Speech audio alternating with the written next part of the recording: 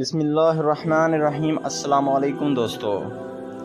دنیا ایک ایسا عجیب و غریب مقام ہے جہاں ایک ہی وقت میں انسان بے شمار نعمتوں سے لطف اندوز بھی ہو رہا ہوتا ہے اور کہیں کوئی فاقوں سے بلک رہا ہوتا ہے۔ کوئی عالی شان محل میں رہتا ہے تو کوئی مٹی کے کچے جھونپڑے میں زندگی کے دن کاٹ رہا ہوتا ہے، لیکن یہ فرق محض ظاہری ہوتا ہے۔ حقیقت میں کسی کی کامیابی یا ناکامی اس کے اعمال سے طے ہوتی ہے۔ کئی بار ایسا ہوتا ہے کہ لوگ ظاہراً غریب ہوتے ہیں، وہ اپنے کردار، نیت، عمل اور دعا سے ایسی بلندیوں تک جا پہنچتے ہیں کہ دنیا انہیں رشک سے دیکھتی ہے۔ ان کے پاس کچھ بھی نہیں ہوتا، لیکن ان کا دل ایسا مالدار ہوتا ہے کہ وہ بادشاہوں سے بھی بڑھ کر سکون اور عزت پاتے ہیں۔ ایسی ہی ایک داستان ہمیں تاریخ کے اوراق میں ملتی ہے، جس کا ذکر بزرگان دین نے کیا ہے۔ ایک نوجوان تھا، مدینہ کی نواح میں رہتا تھا۔ نام اس کا سلمان تھا۔ وہ بہت غریب اور لاچار تھا۔ اس کے ماں باپ کا انتقال ہو چکا تھا۔ بچپن ہی سے یتیمی کا بوجھ اور فقر کی ماری زندگی کا ستم اس نے برداشت کیا تھا۔ دن بھر مزدوری کرتا، کبھی کھانے کو کچھ ملتا تو کبھی فاقے سے ہی رات گزر جاتی۔ اس کے پاس نہ مناسب کپڑے تھے، نہ سر پر چھت، نہ کوئی سہارے والا رشتہ دار، لیکن ایک چیز تھی جو اسے باقی لوگوں سے ممتاز کرتی تھی، اور وہ تھا اس کا ایمان اور یقین۔ سلمان ہر نماز کے بعد اللہ کے حضور ہاتھ اٹھا کر نہایت عاجزی سے دعا کرتا۔ وہ کہتا، اے میرے رب، میں تیری مخلوق میں سب سے کمزور اور محتاج بندہ ہوں، لیکن تو سب سے بڑا، سب سے مہربان اور سب سے طاقتور ہے۔ اگر تو چاہے تو مجھے عزت دے، مجھے بلندی دے، مجھے وہ مقام عطا کر جس سے میں تیرے قریب ہو جاؤں۔ اس کی یہ دعائیں اتنی پرخلوص ہوتیں کہ کئی بار اس کی آنکھوں سے بے اختیار آنسو بہنے لگتے۔ ایک دن وہ مسجد نبوی کے صحن میں بیٹھا ہوا تھا۔ اس وقت حضرت علی علیہ السلام مسجد میں داخل ہوئے۔ ان کی نگاہ سلمان پر پڑی۔ وہ پریشان، تھکا ہوا اور کمزور نظر آ رہا تھا۔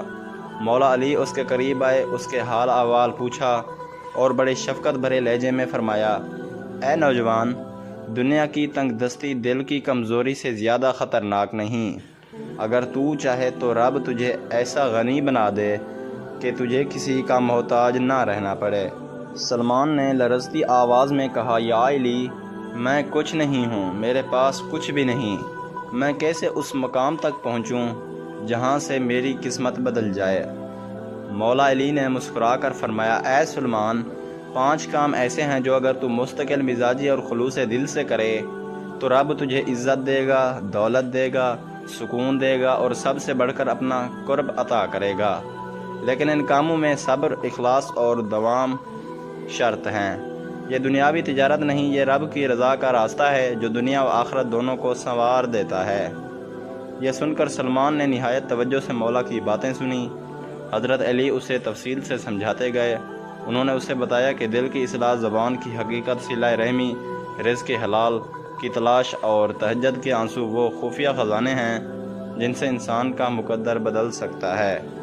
سلمان نے وہ باتیں دل سے یاد کر لیں اور اس دن کے بعد اس کی زندگی بدلنے لگی۔ نہ وہ پہلے جیسا کمزور دل کا تھا، نہ مایوس، نہ پریشان۔ سب سے پہلے اس نے اپنی نیت کا جائزہ لیا۔ اس نے ہر کام میں صرف اللہ کی رضا تلاش کرنا شروع کی۔ جب مزدوری کرنے جاتا تو دل میں یہی ہوتا کہ میں رزق حلال کے لیے کوشش کر رہا ہوں تاکہ اپنے نفس کو محتاجی سے بچا سکوں اور کسی کے سامنے ہاتھ نہ پھیلانا پڑے۔ وہ جو کچھ بھی کماتا اس میں سے تھوڑا سا کسی غریب یا یتیم کو ضرور دیتا۔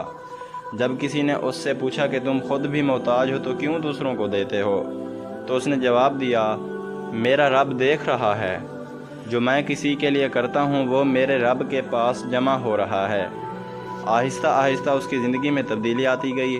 وہ جو دن بھر تھکا باندھا لوٹتا تھا اب تر و تازہ اور پرسکون نظر آنے لگا۔ اس کے چہرے پر ایک نور آ گیا تھا اور لوگ اسے عزت کی نگاہ سے دیکھنے لگے۔ وہ جوان جو کل تک لوگوں کے دروازے کھٹکھٹاتا تھا اب لوگ اس کے مشورے لینے آنے لگے۔ ایک دن کی بات ہے، مدینہ میں ایک بڑا قافلہ آیا جس میں کئی تاجر تھے۔ ان میں سے ایک تاجر کو راستے میں کچھ نقصان ہوا تھا اور وہ بہت دکھی تھا۔